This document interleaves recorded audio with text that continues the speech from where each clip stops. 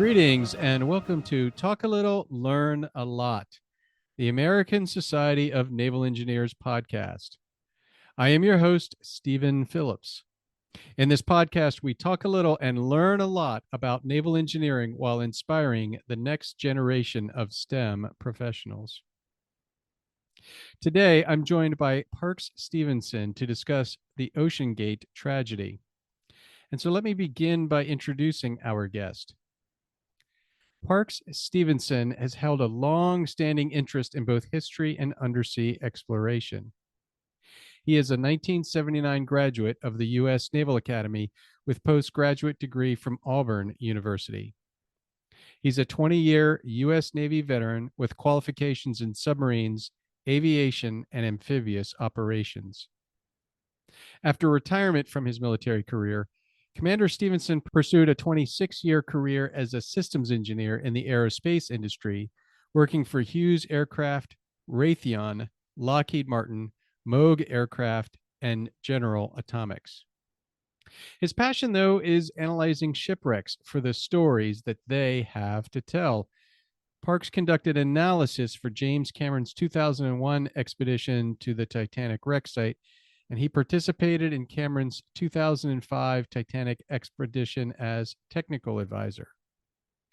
Parks was co-author and created computer-generated 3D models for Cameron's 2013 book documenting the Titanic explorations.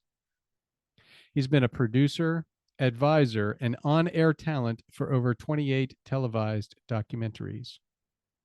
Parks dived on the Titanic wreck in 2005 and 2019 and participated as a dive advisor and principal historian during the 2006 and 2009 expeditions to the Britannic wreck. And he acted as the lead investigator for the U.S.-Japanese team that found and identified the wreck of the last remaining Japanese midget submarine that participated in the 1941 attack on Pearl Harbor. In 2021 and 2022, Parks developed the search plan that found the deepest ever wrecks, USS Johnston and USS Samuel B. Roberts, both lost during the 1944 battle off Samar. He dived to survey Johnston at 6,500 meters, making him the second deepest diving Naval Academy graduate. Parks is the only person to have dived in 3 of the following deep submergence vehicles: the Russian Academy of Sciences Mir 1, Hurl's Pisces 5, and Caladan Oceanic's full ocean depth submersible DSV limiting factor. We're going to talk about all these later, I'm sure. In the search for USS Johnston that set in train a series of events that led Parks to his current job, and that is Executive Director of the USS Kidd Veterans Museum. After spending most of their lives in San Diego, Parks and his wife Tamara now call Baton Rouge their home. I have had the good fortune of interviewing Parks previously on Preble Hall, a naval history podcast. And this was to discuss his dive on limiting factor to USS Johnston. Thus, after seeing more than one documentary about OceanGate and reviewing the Coast Guard's final report, which was released on August 5th, I was inspired to invite Parks to talk a little, learn a lot. Now, to summarize what occurred in the OceanGate tragedy, on June 18th, 2023, OceanGate's submersible Titan was lost while diving to the wreck of RMS Titanic. 5 people perished, including Stockton Rush, the CEO of OceanGate. Parks and I will consider this unfortunate event with a naval engineering perspective to highlight established design, certification, and classification standards for operating submersibles. Much like the undersea environment is known to only a few, I suspect there are only a few in the naval engineering world that have familiarity with this unique area of interest. Parks, as I said in the opening, your passion for undersea archaeology began with Titanic. Please share with the audience how you got connected with James Cameron and then found yourself visiting Titanic multiple times over the years. Well, it goes back to my childhood, as it does for most Titaniacs.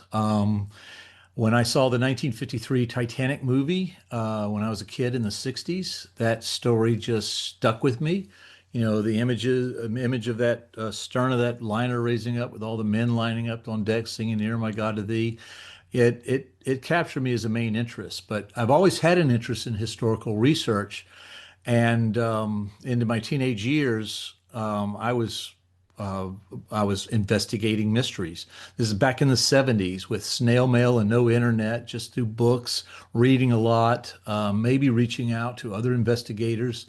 But then I joined the Navy in the mid 70s and was in it for 20 years. And during that time, my historical research went to hiatus. And by the time I retired from the Navy in 1995, the world had changed. The internet had become a thing, and I could now talk real time or near real time with fellow researchers. We could share information. There were discussion chats going up on the internet and everything. And at the same time, in my prime interest of Titanic, I was in San Diego at the time, retired in San Diego, and just across the border, there was a movie being made called Titanic by James Cameron. And there was a full-size replica of the ship being built just across the border there. Now, I never got to actually go on the movie set or see that model, at least not at that time, but there was a lot of Titanic stuff going on. So it re-energized me, got me back into the research. And as I talked to other people, I found that they had questions, and so I dug for answers, and I gained a certain amount of expertise based on the questions I was being asked.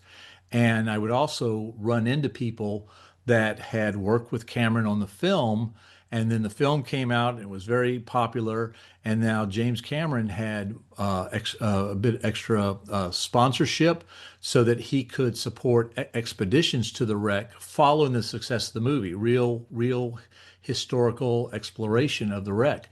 And the people that I met on the internet said, I think some of your information is important to him, and arranged for me to meet with him. And my research, specifically in the Marconi wireless telegraph room, proved to be valuable for Jim. When he got inside the wreck, he got inside the Marconi room and he was able to recognize what he saw based on my research.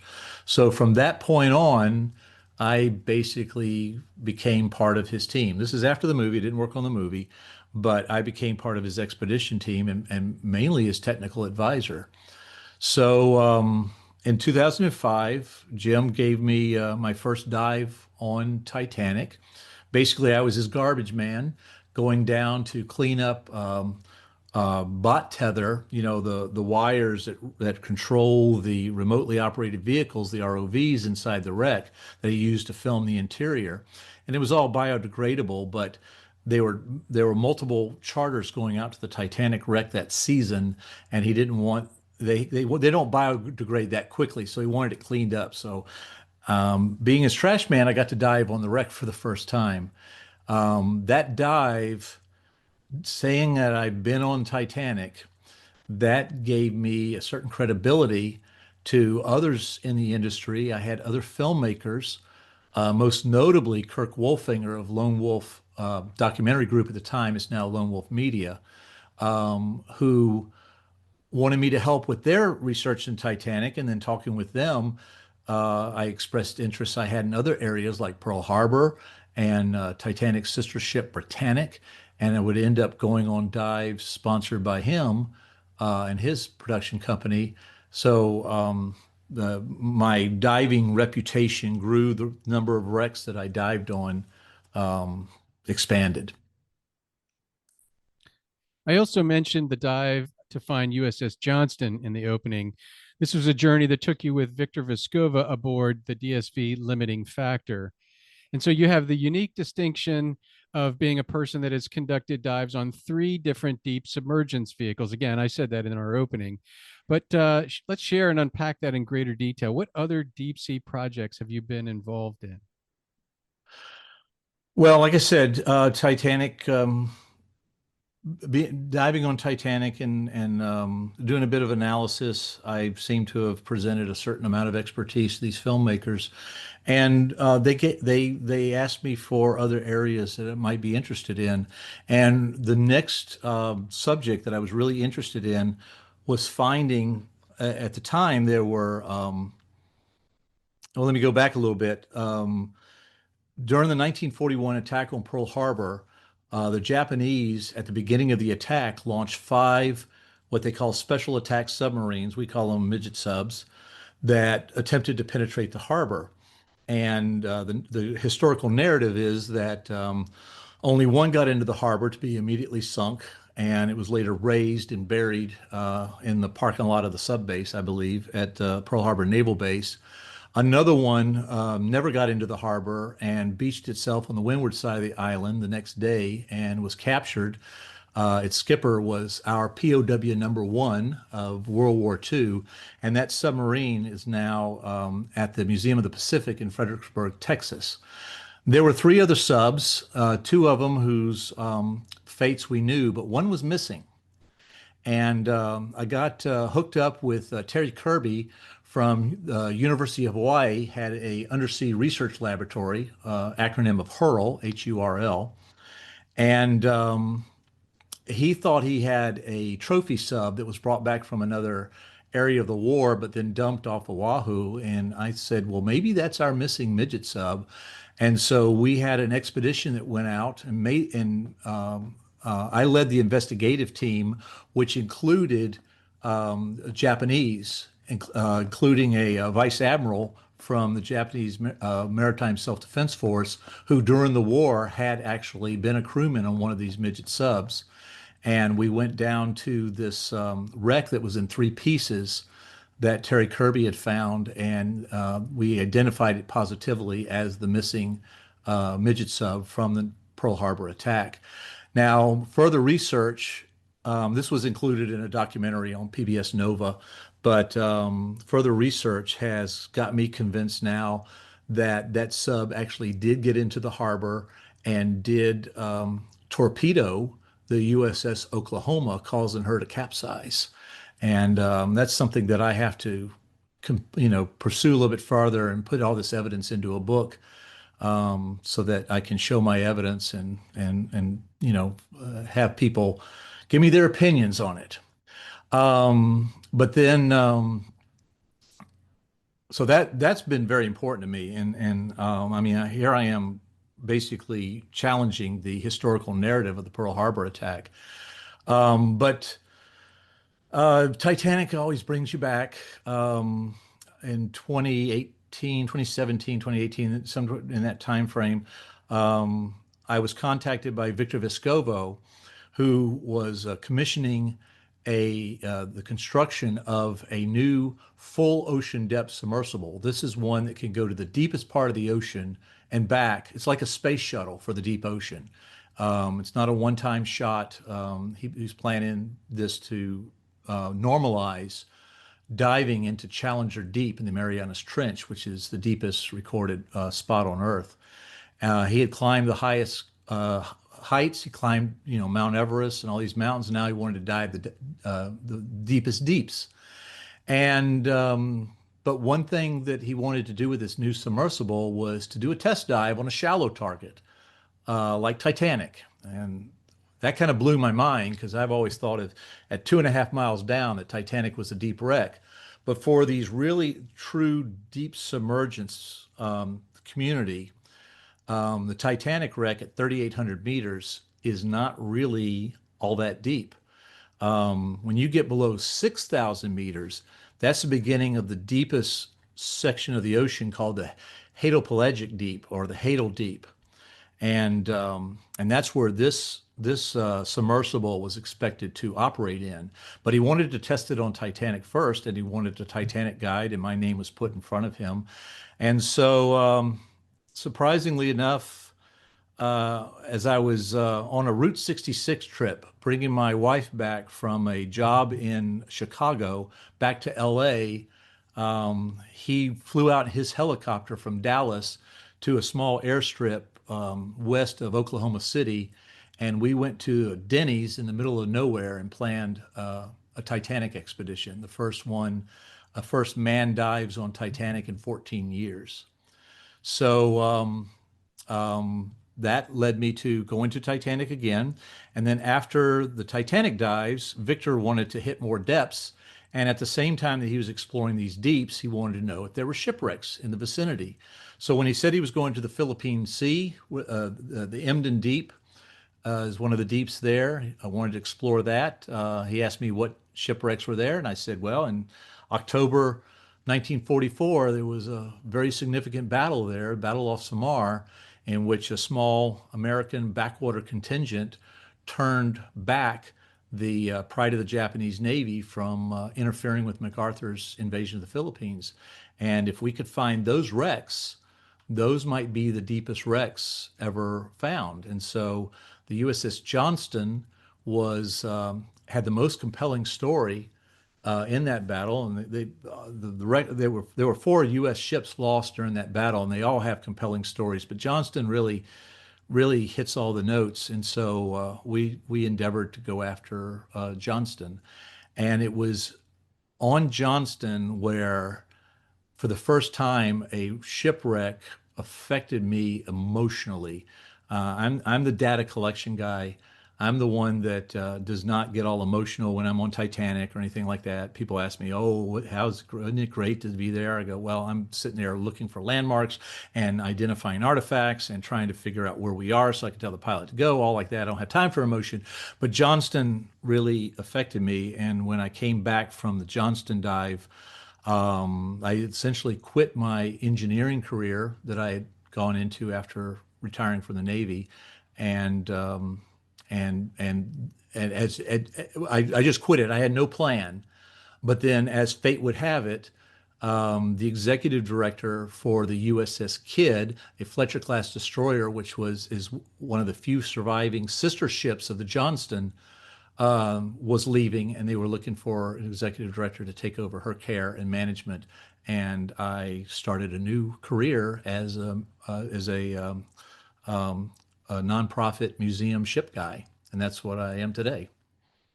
I would love to have a longer conversation about that at some point.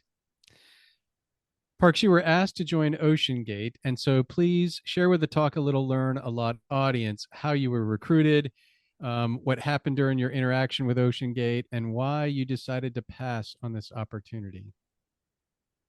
Well, I mentioned that the Titanic dives got my name out there, and it wasn't just documentary filmmakers that took notice. I was actually working at General Atomics at the time in January of 2018 when I got contacted by Joel Perry, who was the president of a new company called OceanGate Expeditions.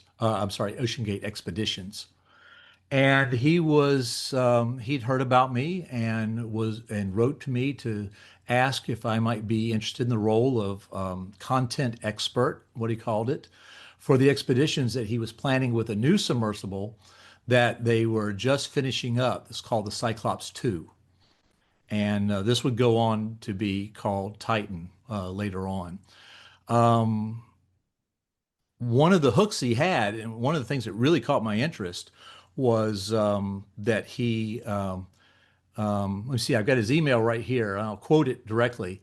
He said one of their goals was to laser scan as much of the wreck and debris field as possible and also get 4K images of same so that we can build a virtual 3D model.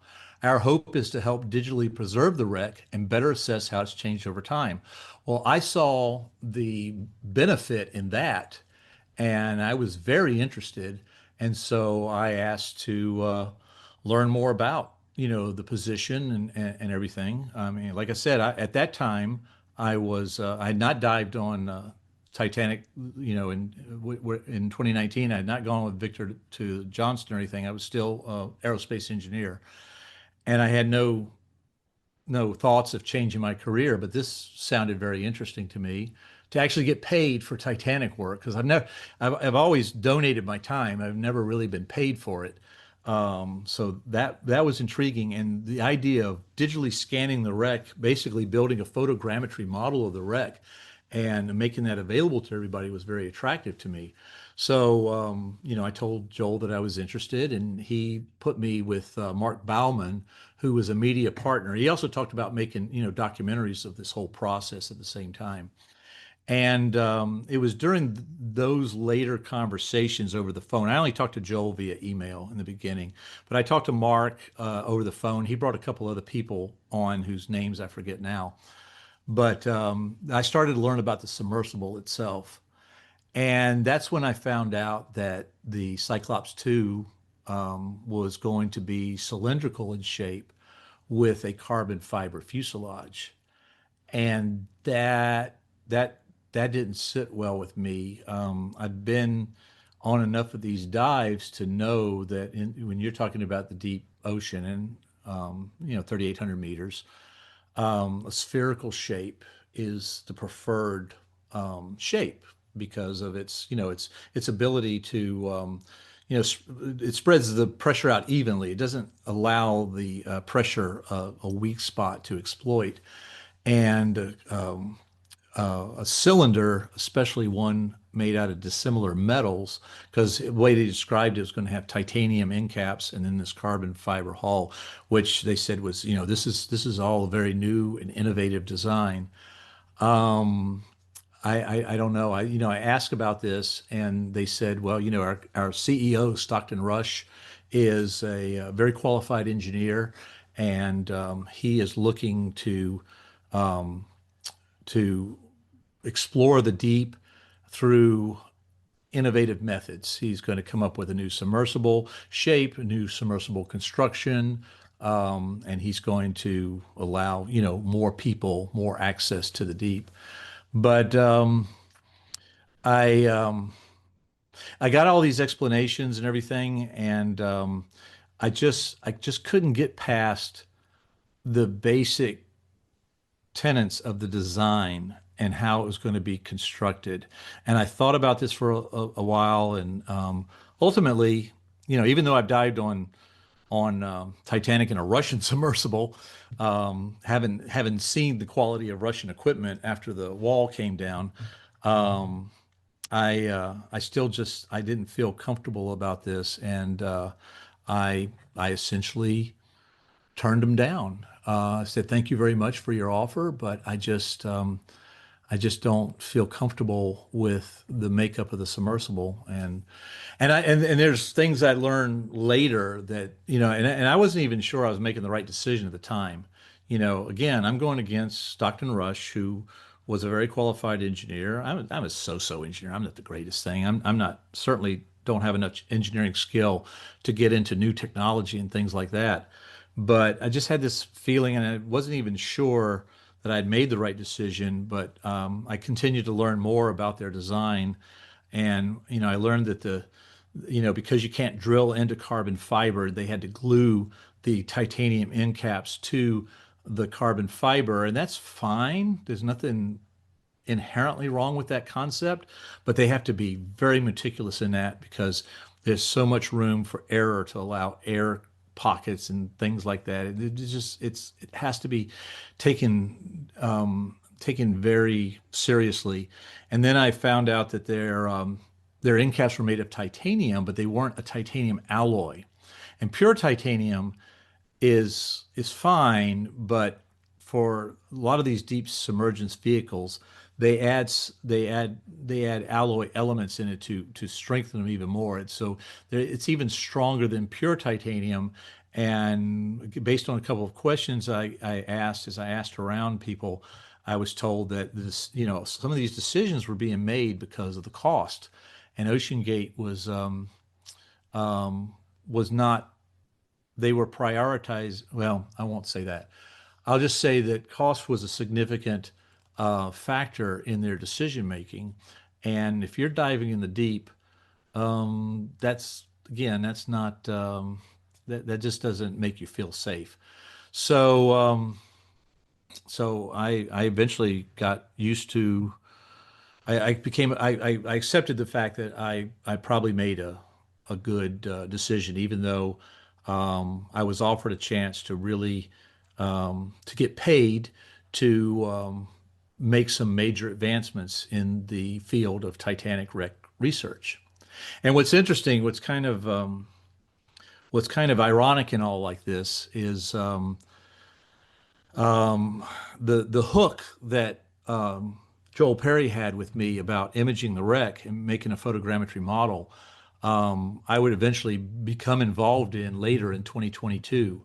I would be brought in by Atlantic Productions to evaluate the photogrammetry model that Magellan made from their 2022 expedition, and I ended up being able to do what Joel Perry had offered, but years later with another company. And also, what is ironic about that is that Magellan did that work and put that model together with remotely operated vehicles, ROVs, not a manned submersible. So um, I got to do what excited me about joining OceanGate. It just wasn't with OceanGate. I want to discuss the two aspects, the materials and the hull form in detail. But before we go further, I want to point out something that's implied in what you've said, and that is that OceanGate was not following the standards set for submarine design, classification, and certification. Like any major field in engineering, submarines and submersibles have inspection requirements. Mhm. The U.S. Navy follows a strict set of design requirements, procedures, and inspections for submarines commonly called subsafe. And then there's actually a separate Navy directive for submersibles called the System Certification Procedures and Criteria Manual for Deep Submergence. And like most Navy documents, it has a long specialized name that ends with P9290. So that's what people commonly call it. They'll refer to, they go, oh yeah, in accordance with P9290. Now, there's equivalents of those in the civilian or the commercial world. The American Bureau of Shipping, or ABS, is known as a classification society that governs these designs, the construction, the maintenance, the inspection of all the maritime facilities and vessels, to include submersibles. And the verb they use in this is class. And so I think as people, if they read the Coast Guard report or they hear others talking about this, they talk about certifying a vessel for safe operation. That's the verb they use. They classed the vessel. um, Ocean Gate did not follow any of these protocols. Am I correct? And does that suggest then that Titan, it was not really certified or classed for this kind of an operation? Well, it wasn't. And I was, like I said, I was out at Titanic at 2019, and then I would be out again with Victor Vescovo in 2021 and 2022. And during these same years, OceanGate was doing their thing. And they actually, Cyclops 2 became Titan. Titan was actually made of two different hulls. They had a first hull. This was before COVID hit in 2020, and they had some issues with that, and they ended up abandoning that hull and used a second hull. And this is the craft that they would take out in 2021 and 2022. Um, I won't go into all the details right now, but we were discussing this at the time. Titan was not passing her trials. She could not gain a certification. And OceanGate actually went out with an article they published in the media arguing that it was actually better to not class a vessel because there were too many old restrictions that were seen as kind of roadblocks to innovation. And they felt that they had enough safety systems that would give a truer sense of the health of their vessel over the certification process they had to go through to class their vehicle. So the U.S. Coast Guard Marine Board of Investigation, which I'll call MBI from here on out, they provided details of this design, construction, handling, and they also went into a little bit about why OceanGate did not class their vessel. Um, and I don't want to get into all of that because you can read it in the report, and I wasn't there, so I can't speak authoritatively about it. A lot of it I learned as I read the MIB report myself. But there are things that were raised that was just a red flag for me, especially when they reused parts from the first hull and the second hull, and some of the defects in the carbon fiber winding process that the MIB report goes into detail about. So we can discuss those at another time. What I'd like to do really is to compare what I observed, and I'll say the limiting factor because that's a that's to me that is the hallmark of deep submergence vehicles. I mean, this is one of the few full ocean depth submersibles on the planet. When Victor had it commissioned, it was the only one owned by a Western citizen. The only other one was owned by the Chinese government. And people are trying to develop more these days. And Victor has since sold his submersible as he starts to plan the next generation of them. But as we go forward, I think that the best thing I could do is address the differences between what I saw with limiting factor with what the MIB report says about Titan's operation. Yeah, and perhaps in order to respond to critics, OceanGate conducted real-time monitoring of the hull. They were listening for and measuring cracks and pops that suggested stress and even damage. The system is called the RTM. Throughout the Coast Guard report, it says RTM for real-time monitoring. What are your thoughts on this approach for trying to sort of evaluate the performance of the platform?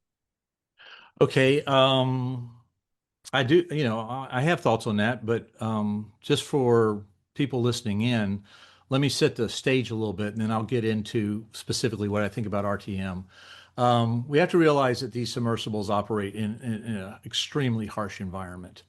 Um, we are really pushing the boundaries with deep submergence vehicles.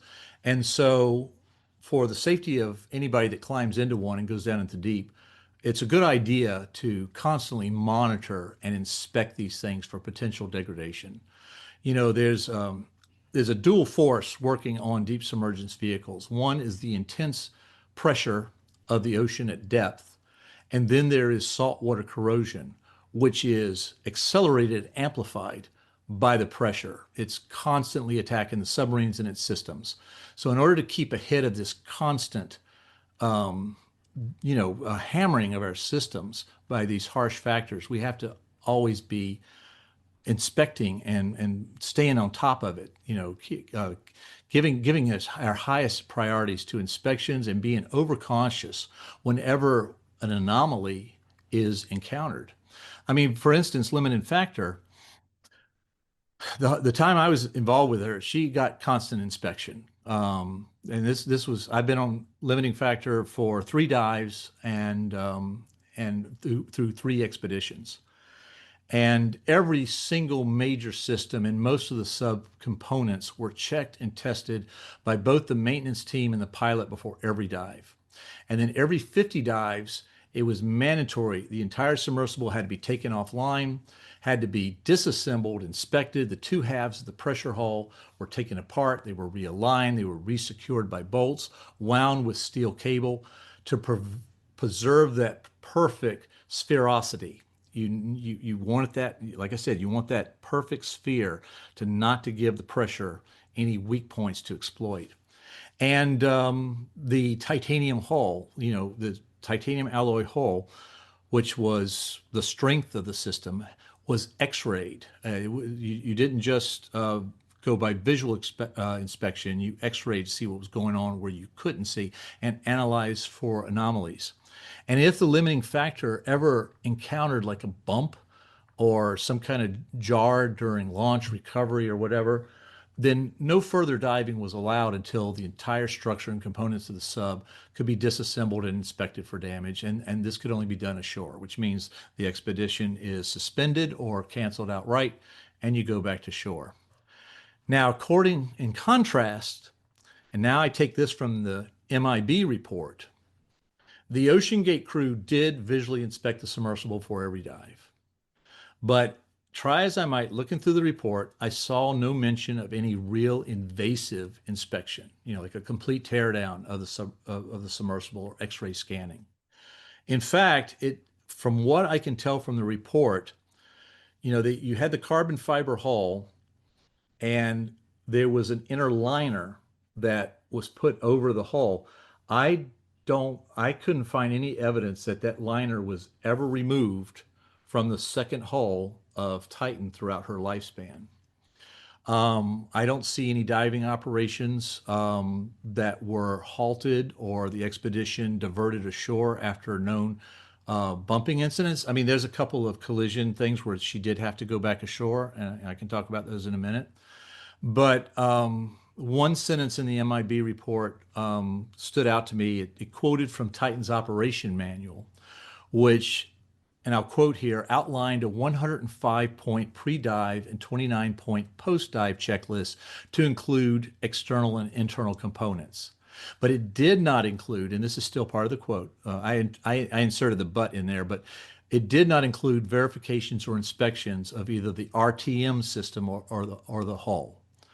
So, Titan never reached the 50 dive threshold that limiting factor did, but there are incidents called out in the MIB report like dive 61, 80, 87, a partial submergence of the vessel being towed on the 24th of May in 2023, especially where, I mean, in the crews that I had experience with, I think they would have stopped diving operations and done a complete and invasive inspection of the hull. Now, Titan was taken back to St. John's for a partial teardown during one incident on dive 73. And they had to really because they had torn off fairings, they had damaged syntactic foam, damaged components. And so they did have to take her into St. John's. And actually, a friend of mine sent me a picture of Horizon Arctic coming into port with a partially disassembled Titan on her after deck. But there's no evidence from the MIB report that the carbon fiber hull was thoroughly invasively inspected. There's no mention that the liner was pulled out. I mean, if there was, I apologize, but I'm going by the MIB report. I think that was significant enough it would have been mentioned, but they don't say that. And it's not just the hull. Like I said, there was some damage to the syntactic foam, which is used for buoyancy in the submersible, and actually limiting factor. After she was sold, they had to replace the syntactic foam because it had just through use, just through wear and tear, and no bumping or anything to it, just normal dives, pressure going on, pressure going off. They had unacceptable cracking, and they had to replace the entire electrical system because of saltwater corrosion. It's been, especially a limiting factor, it was a learning curve for the entire Triton crew who serviced this Triton submarines built vessel, of how quickly the salt water corroded the systems of the limiting factor, especially the electrical components, faster than ever predicted. So the pressure really hammers the free ions into the material, and it reacts with it over time, breaking it down. So this is a chemical process that is accelerated by the pressure of these depths. And right now, we don't know how to prevent that. Inspection and prevention is the only way to do it. So these were these are this was something in the MIB report that really stood out to me, that it just doesn't list any invasive inspection of the materials of the hull to see how it's reacting to things, especially, like I said, after bumping incidents. So they did inspect. I mean, they did have a safety program. And they did inspect the submersible as thoroughly as they were going to. Um, so for Stockton Rush, how did he convince himself that that was safe enough to do? Just about everybody I talked to in this deep submergence community understands the importance of invasive inspections. And so why didn't Stockton Rush know this? It seems to be quite obvious. Well, this is where the real-time monitoring system came in. Now I'm getting to your question. This was acoustic sensors and strain gauges that were mounted at various parts in the carbon fiber hull. So the job was it was supposed to continuously sample sound waves in the carbon fiber hull and then display them as amplitudes of an acoustic signal and highlighting those that exceeded a preset threshold. So in other words, if a carbon fiber in the hull failed, the noise of the failure would be displayed to the system operator, if not audibly, then visually. And this data was collected and loaded up to a server back at OceanGate's Washington's facility for analysis.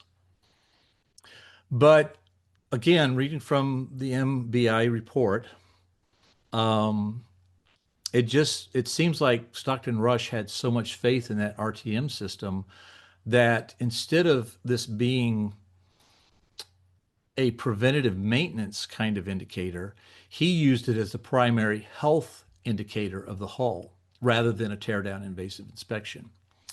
So, in fact, the report quotes a project engineer from University of Washington's APL that said that the RTM system should have solely been used as a preventative maintenance tool and not as a real-time safety alert system.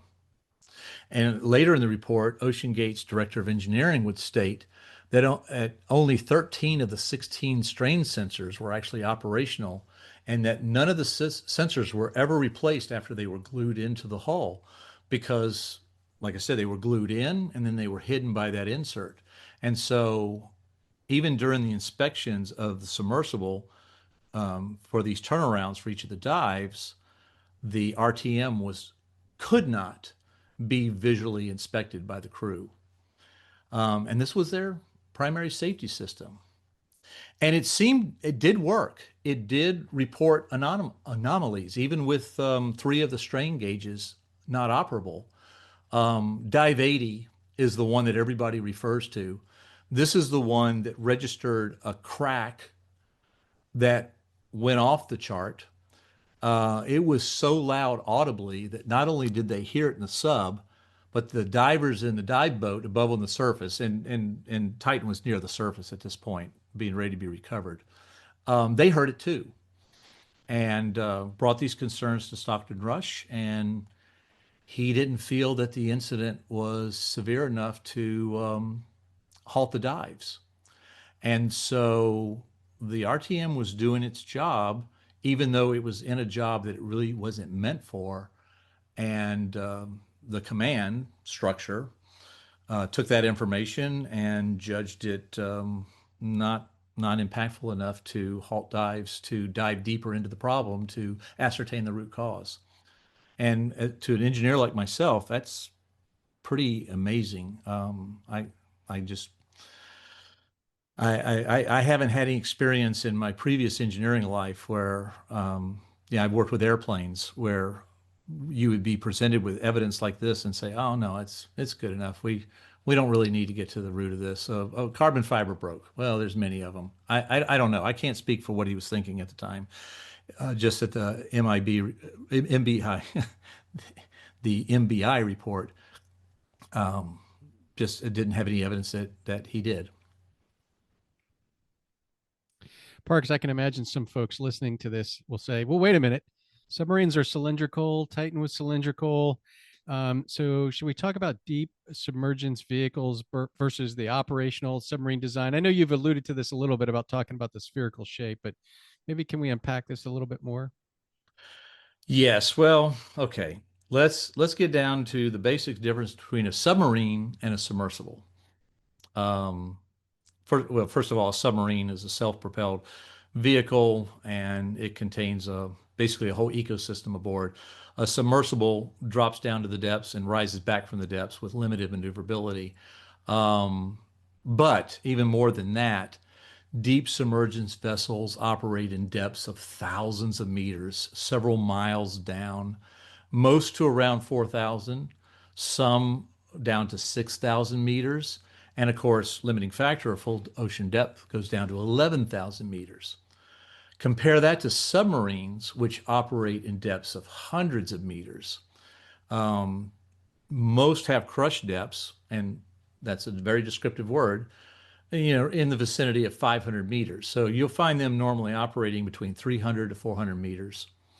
And sorry, I didn't put that into feet, but this American's gotten used to thinking in meters when they're underwater because all the instrumentation's in meters. We don't think in feet. So, but literally submarines operate close to the surface where the pressures are significant, but not the crushing pressures that you find at depth. I mean, like the difference between a say an Ohio class ballistic missile submarine on patrol station and our dive on the Johnston at 6,500 meters, that's a difference of 605 atmospheres, which is a difference of 9,000 pounds per square inch. Just think of a square inch and 9,000 pounds putting all its weight on that area.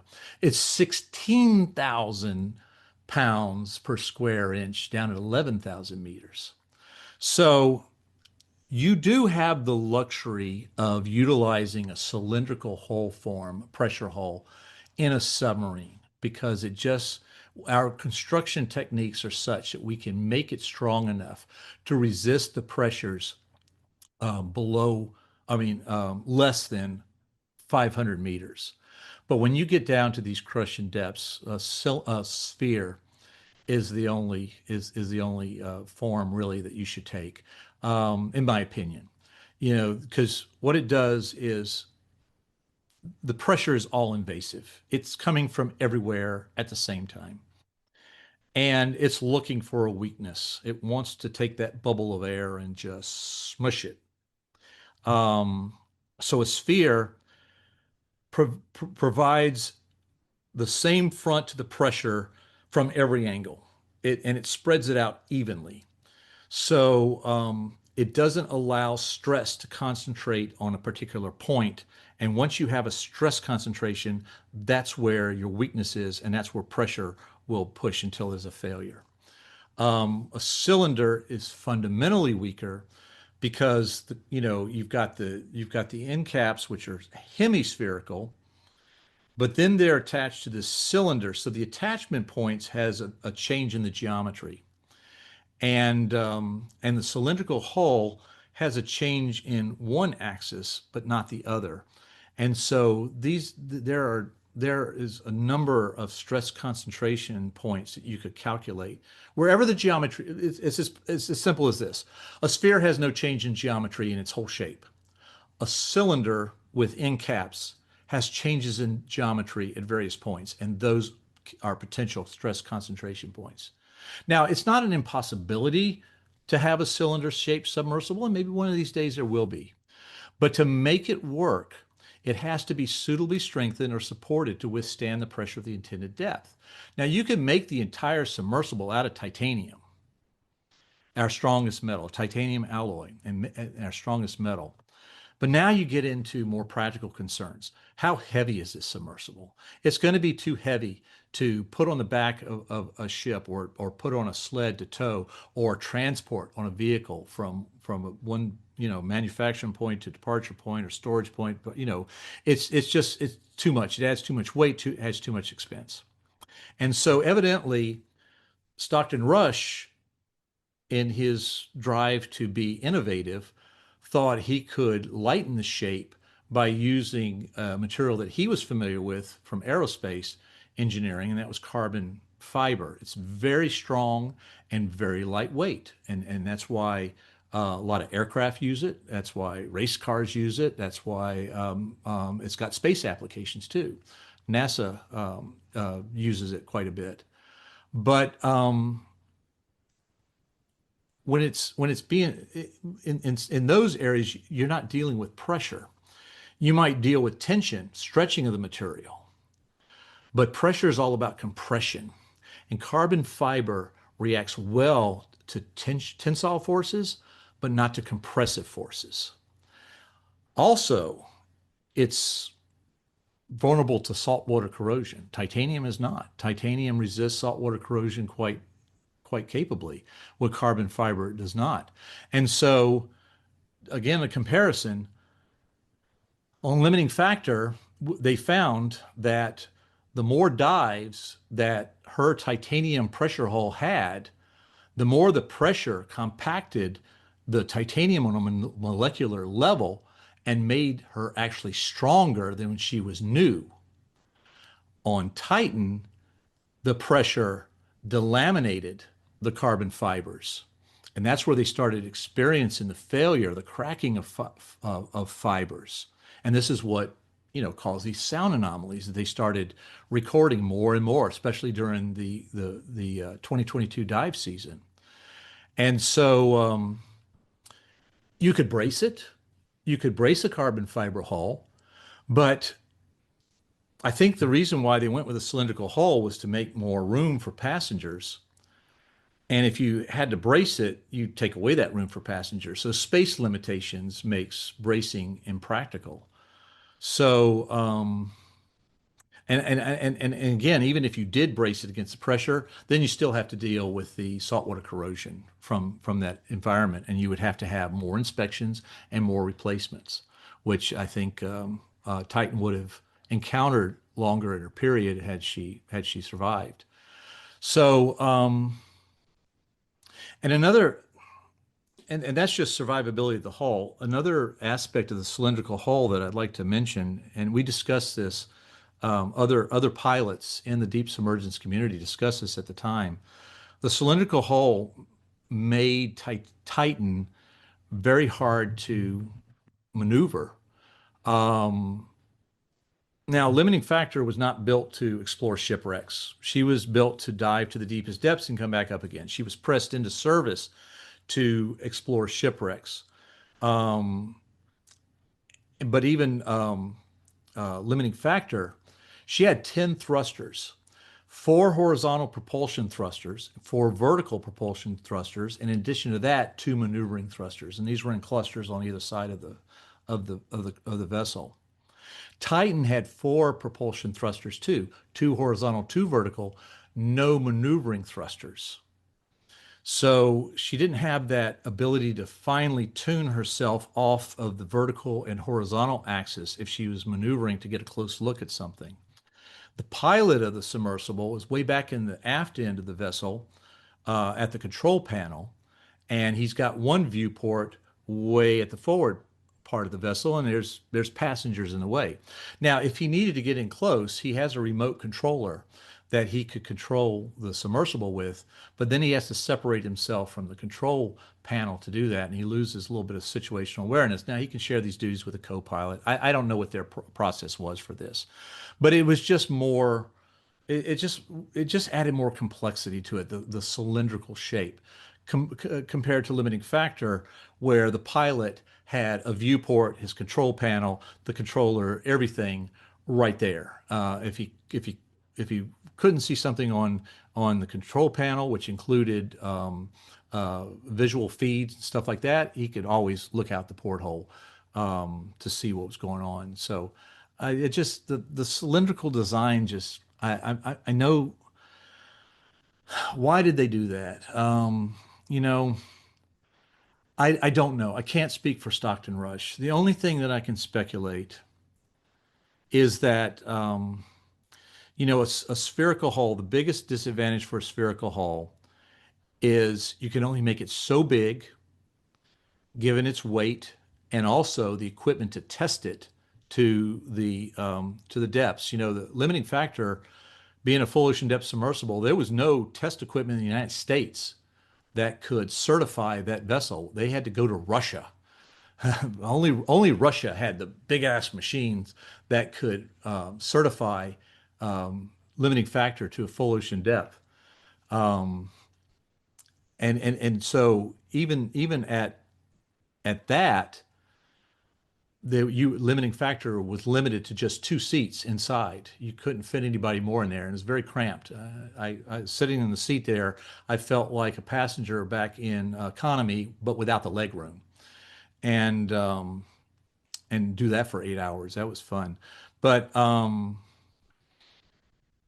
think if OceanGate had shifted their model from, scanning the wreck and building a photogrammetry model to carrying paying passengers, it makes sense that they'd want to go to a cylindrical hull because you can't, if your business model is based on paying passengers, obviously the more you have per dive, the more, you know, um, positive it is for your business model. But that's just a guess on my part. I don't have any documentation. I don't want to speak for anybody on this. It's just, if you had to ask me, that would be what I be my opinion on why they went with a cylindrical design instead of spherical.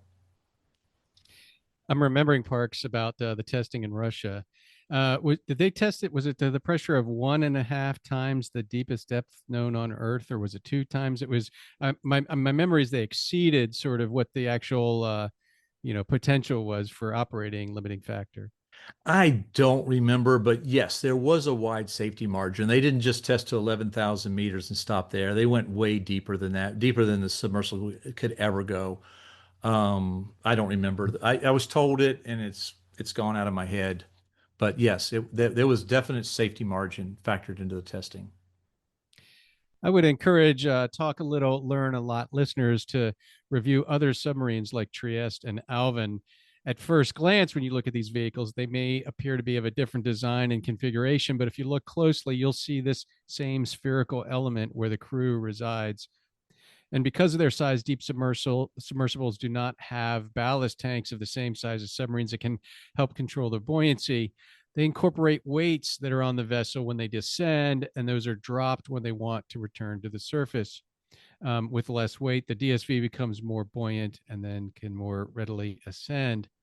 So, in reviewing the Coast Guard report, I noted that Titan had several issues with its weight system when visiting Titanic in 2021 and 2022. From the Coast Guard report on Dive 80, which occurred July 15th of 2002, um, the dive, there was a pilot, a content specialist, and two mission specialists aboard. And the latter designation, I should note, I think has been revealed to be a misnomer. The mission specialist was sort of a title that they gave to folks that were paying for the opportunity to participate in the dive.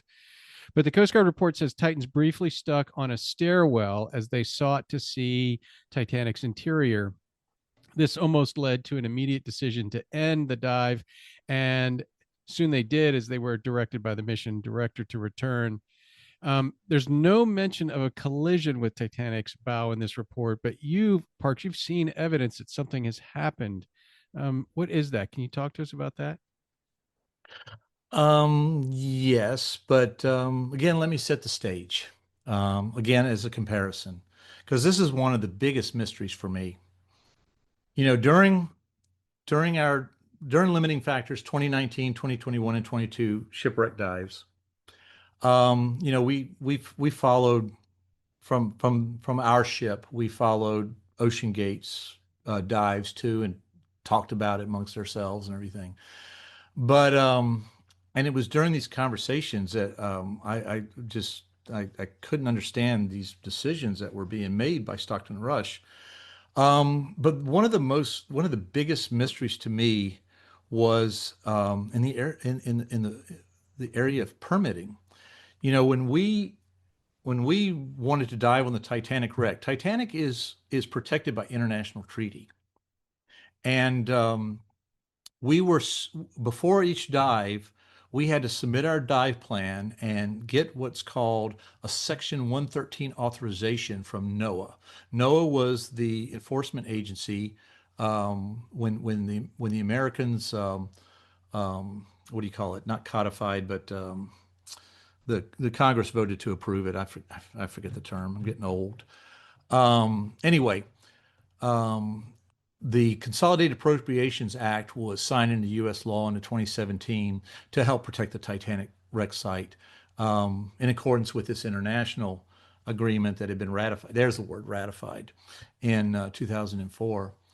And Section 13 charged NOAA to review all proposed dive plans of the Titanic wreck and then to lay down the restrictions that the expedition would be subject to in order to protect the wreck. For our dives in 2019, we were authorized to place and retrieve specific scientific research trays, some that had been dropped in previous expeditions, previous years, and we were to recover them so that the scientists could see what the years had done to those experiments and to place new ones. And we also were authorized to conduct a limited retrieval of a rusticle, which our authorization form said could be no more than 500 grams from the wreck. Otherwise, we were to stay outside of a 20-foot bubble around the entire wreck and the debris field. We couldn't physically alter the wreck. We couldn't disturb it, the wreck or the wreck site. And especially, and this was called out, and I'll quote from our authorization letter, no physical contact with the Titanic wreck or any artifacts. NOAA placed an observer aboard our support ship to monitor activity and ensure compliance. But weirdly enough, when OceanGate, and so basically the intent of our expedition, aside from the placing and retrieval of scientific trays, we were essentially on a look but don't touch mission. And even though we stated this to the court, we were subject to a Section 113 authorization. And but when OceanGate submitted their dive plans, not only for 2021 but 2022 as well, they requested and received a waiver from NOAA requiring this Section 113 authorization. They had declared to NOAA that their mission plan was predicated on a look but don't touch philosophy. And so NOAA took them at their word and gave them a waiver. They didn't have a Section 113 authorization. They didn't have anything in writing that said you must stay so many feet away from a wreck. And I know I talked earlier in meters, but I'm quoting from our authorization here, and probably written by a shoreside bureaucrat who still thinks in feet. But yeah, we were not. I just don't think that. I don't know why NOAA gave them that waiver. It's a big mystery to me. But then the MBI report comes in and says that Titan did get briefly snagged on the bow section of the wreck. So she was obviously within that protective bubble. Now, they say it was in the vicinity of the main entrance or the grand staircase area, but also one of the witnesses, if you listen to the footage taken from the trial, he says it was more toward the aft end where the ship broke in two. So I don't want to get into where this happened, but it evidently happened on the bow section of the wreck. And it's safe to say that Titan did come in physical contact with the Titanic wreck for a brief period. The MBI report states, quote, contacting the wreckage of Titanic violated the terms of Titan's exemption issued by NOAA under Section 113. It also says, Section 113 also states that the authorization holder is not permitted to scrape or damage the hull or any other part of the ship. And here is something that may be new to some of you, but it's my opinion that OceanGate did both scrape and damage the hull during sometime either during their 2021 or 22 expedition. Now, I've been told by people involved that this didn't happen, but let me explain why I say what I say. So I mentioned earlier that in late 2022, I was giving imagery captured by Magellan during their 2022 expedition to the Titanic wreck site, which had followed OceanGate's 2022 expedition. They went out after OceanGate. And in Magellan's imagery, as I was analyzing it, I found a significant damage to the area of hull around Titanic's port anchor. There's a large area of scraped off rust and rusticles and a twisted forecastle deck railing immediately above the port anchor. Now, neither of these existed in 2019. And just to be sure, I mean, I was there. I I remember the dives. We did contact the wreck at one point, and we were required to take that image to the court in Virginia that has jurisdiction over the wreck and show the judge our imagery of our collision with the wreck, which was on the starboard side of the forecastle deck. We didn't cause any visible damage, just a shower of rusticles. And we showed that imagery to the judge, and she agreed that we had not damaged the wreck. We didn't intentionally try to contact the wreck. Currents were very strong that day and basically blew limiting factor up against the wreck. And Victor immediately steered her away, and we cleared the wreck. But we had to prove it. We had to prove that we hadn't damaged the wreck. But here, there's a large scraped off area just aft of the port anchor, and then this twisted.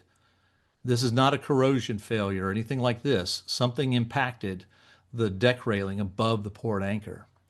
So, it was man-made. And just by process of elimination, since OceanGate was the only human activity around the wreck between 2019 and the Magellan one of 2022 was OceanGate. Now, like I said, I brought this up to a couple people who were on that expedition or involved with the expeditions at that time. They swear up and down, no, we didn't do it. But I've got this evidence. I've got this imagery that shows, yeah, something did happen. So, and so if they did, this hull scrape is relatively very large. It's significant enough that makes me wonder how much shock was absorbed in the collision if it was in fact Titan that hit that hull and scraped that whole area clean of rust and rusticles.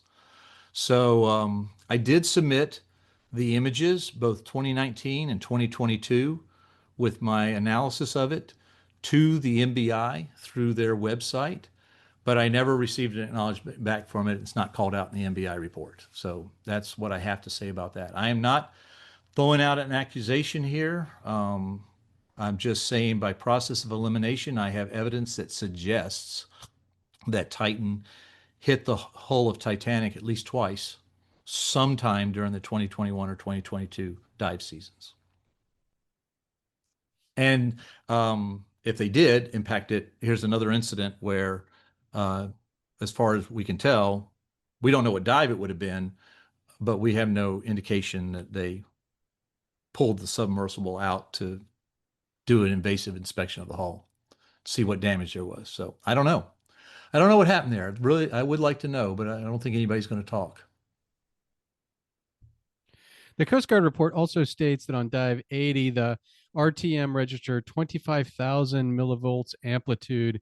This points back again to the concerns that you were describing about Titan. So what were those concerns? Well, I mean, I don't know. I'm not familiar with all the parameters, but we all kind of know from after reading the MBI report that that spike in dive 80 went literally off the charts on their display. So it was a significant one. I don't think any acoustic sound has ever been picked up on the RTM as significant as that one was. And again, I mentioned earlier that it was everybody aboard the submersible heard it. Everybody on the dive boat above heard it. Even the ones out, in the dive boat above the surface heard it. So, I mean, in my opinion, they should have suspended all dive operations until they got to the root cause of that. The MBI report says that, it was concerning enough for them to conduct a post-dive external assessment. But again, to quote from the MBI report, Titan's insert was never removed to examine the structural integrity of the hull's interior carbon fiber layer. So I believe it was Stockton Rush who said, well, that noise was just the submersible shifting in its frame. But there's no evidence that I can find in the MBI report that would justify that conclusion, that would point to that. But that's what Stockton Rush said, and based on that, they continued operations. But it is, really concerning that during that final full dive season, 2022 dive season, The dive logs had recorded, and again, this is from the NBI report, a significant 120 acoustic events per sensor, per sensor. So the RTM was giving warnings, but I just don't see the evidence in the report that any invasive inspection or other significant action was taken to determine the root cause of these. This seems like the trend was going more and more noise in the hull. And I just don't know why somebody didn't say this is concerning. We need to figure this out. They also said in that report that there were 48 maintenance issues and two undisclosed incidents that were recorded. I have no idea what they are. The MBI report didn't detail them, and I can't speak to them. But I just, what would your listeners do in this situation?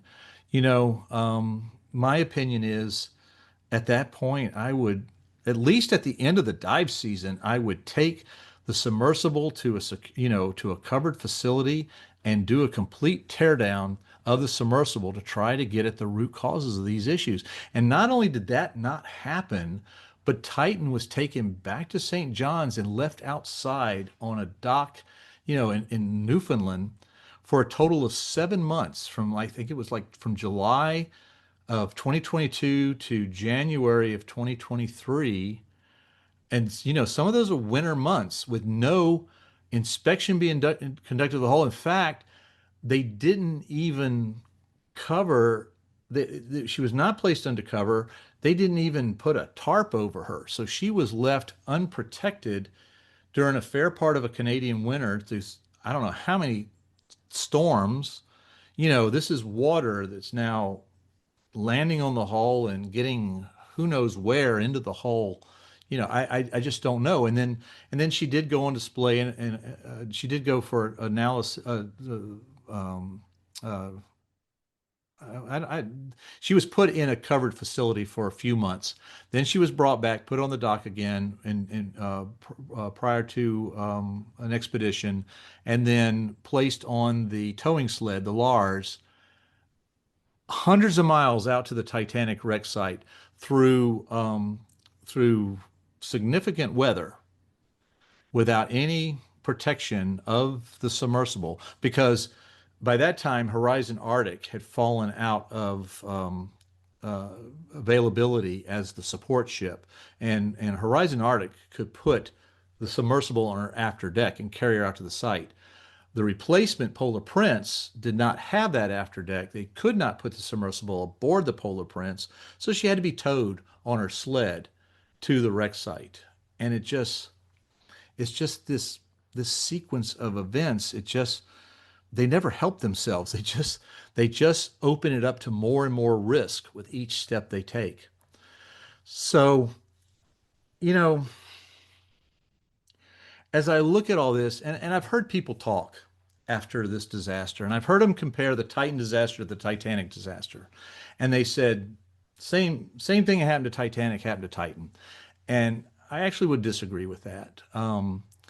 Titanic followed what the entire industry felt were the accepted safe practices of her day.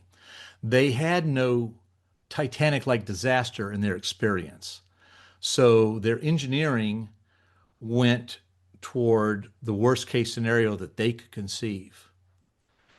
But when I was in the Navy, I was in naval aviation. We had a saying: safety rules are written in blood. You never really see what you're doing wrong until you pay the price for it. And so when Titanic happened, it exposed glaring errors in the assumptions and the safe practices, the supposedly safe practices of the day that had been adopted by the community. So they changed. They changed it. They changed the regulations. They forced everybody to adopt a new mindset. Now, Titan, on the other hand, she operated in a deep submergence community that had developed very safe practices over many years. There had been no fatalities in the deep submergence community for, I mean, almost its entire existence.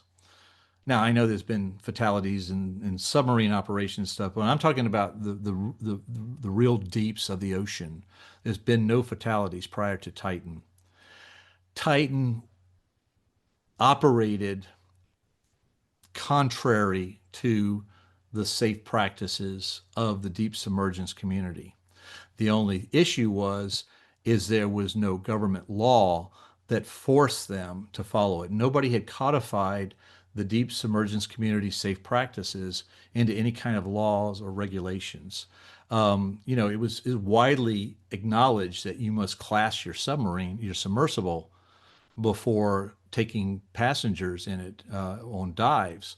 And Titan didn't class her vessel and defiantly was proud of not having classed their vessel. Um, I know one of the leaders in the deep submergence community wrote to Stockton Rush and pleaded with him, please don't do this. And Rush's response to him was, you guys represent the old ways. I'm representing innovation, to paraphrase what he responded back with. And and he just kept going on the course he did. Now, I'm not trying to badmouth innovation or anything like that. I mean, that's how we advance our technology. But innovation in the deep sea environment should never, ever, in my opinion, dismiss proven safety practices in that process. In this case, you need to listen to the guys who've done it and done it often. Yeah, indeed. For me, I will always wonder how this outcome could have been different had they just gone through even the safety protocols of conducting the inspections. Yeah. And so now I just want to take a moment to reflect on the loss of life during this tragedy. I'm sure we all hope that those aboard Titan on Dive 88 rest in peace. I also hope that this event now serves as a case study for others and so that we can prevent another such tragedy. Hmm.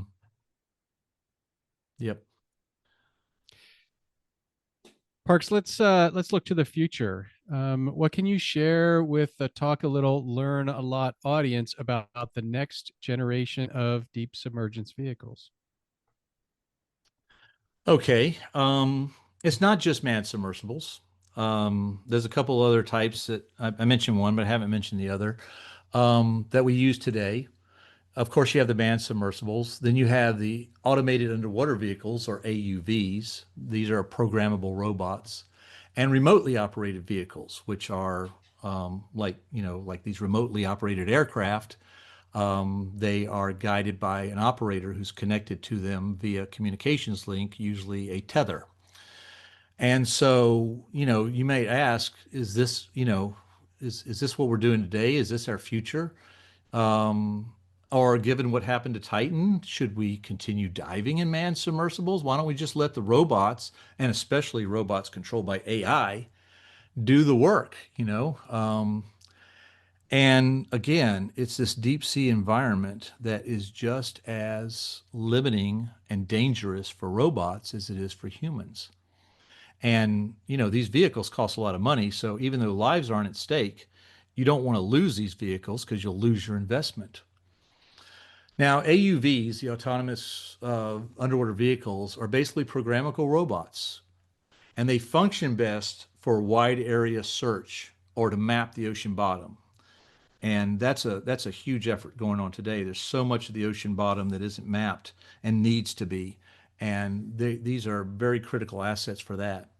Now, ROVs, or remotely piloted vehicles, they're the ones you see in like the Titanic movie going through the interior of Titanic. They're small little vehicles and they're used for the detail work. And they're the ones that can go inside a wreck non-invasively and search around. But for practical reasons, these vehicles, these robots, are limited to depths to about 6,000 meters, which is the beginning, like I mentioned earlier, of the Hadal zone, where it gets really, really deep. Below 6,000 meters, we have to rely on full ocean depth submersibles. We have to rely on these manned submersibles. So AUVs can be made to operate at that depth, but they're still only going to be used as search or mapping platforms. And the reason why is because their programming cannot react to dynamic or unexpected environments in the hadal depths. Now, like I said, a lot of this stuff is unmapped. You could very quickly lose a very expensive AUV by programming it to do a set course, a track, and then have it run into a seamount that you didn't know existed, or a wreck. It could run into a wreck that you didn't know was there. So they're kind of limited there. And AI is not yet the answer to this problem for much the same reasons. AI builds on what it knows, and its extrapolation into the unknown is still not to the point where we would risk an expensive AUV to depend upon it. ROVs. Now they can be built to withstand the pressures below 6,000 meters, but then you come across a couple other issues. The control tether has to go from the surface of from the support ship where the operator is, all the way down to the vehicle. Now, if you're talking, Titanic wreck, that's challenging enough. 2.5 miles, 3,800 meters. That's challenging enough. I've seen ROVs get caught on the Titanic wreck that were controlled from the surface. And it wasn't the operator's fault. It's just once you get down to that depth, there's various levels of currents in the water column that tether's going through that jerks your ROV around and makes it, can make it difficult to control.